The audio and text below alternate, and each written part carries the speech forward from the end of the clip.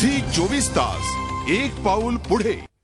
वळूया पुढच्या बातमीकडे। बातमी आहे कल्याणहून। नोकरीच्या आशेने आलेल्या 500च्या वर उमेदवारांनी मुलाखतीच्या ठिकाणी तोडफोड केली आहे। कल्याणमधील कर्णिक रोड परिसरात ही घटना घडली आहे। वृत्तपत्रातली नोकरी संदर्भातली जाहिरात पाहून मुलाखतीसाठी 550च्या वर तरुण आले होते।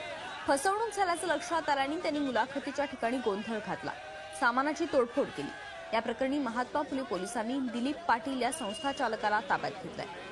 एका मराठी दैनिकात कल्याणी एज्युकेशन सोसायटी या संस्थेने नोकर भरतीची जाहिरात दिली होती।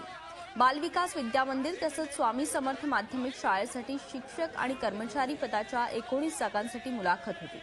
कर्णिक रोड परिसरातील ताकवणे सदन या मुलाखतीच्या ठिकाणी सुमारे 550च्या वर उमेदवार शुक्रवारी रात्रीपासूनच हजर झाले होते। मात्र प्रत्यक्ष मुलाखतीस सुरुवात होण्याआधीच या जागा पैसे घेऊन भरण्यात येत असल्याचं उमेदवारांच्या लक्षात आलं। ज्या शाळांसाठी मुलाखती होत्या त्या शाळाच गेल्या अनेक वर्षांपासून बंद आहेत। ही माहिती मिळताच उमेदवारांनी मुलाखती घेणाऱ्या संस्था चालकांना जाब विचारला। संस्था चालक पाटील यांनी आपली शाळा कल्याण पूर्वेतील कचोरे येथे सुरू होणार असल्याचं सांगितलं, परंतु प्रत्यक्षात परिस्थिती वेगळी असल्याचं उमेदवारांच्या लक्षात आलं। त्यांनी तिथल्या सामानाची त्यानंतर तोडफोड केली। स्थानिक नागरिकांनी पोलिसांना याबाबत माहिती दिली। पोलिसांनी घटनास्थळी जाऊन उमेदवारांना शांत केलं। त्यानंतर संस्था चालक दिलीप पाटील याला ताब्यात घेऊन त्याला अटक करण्यात आली। महात्मा फुले पोलीस स्टेशनचे अधिकारी पुढील तपास करत आहेत।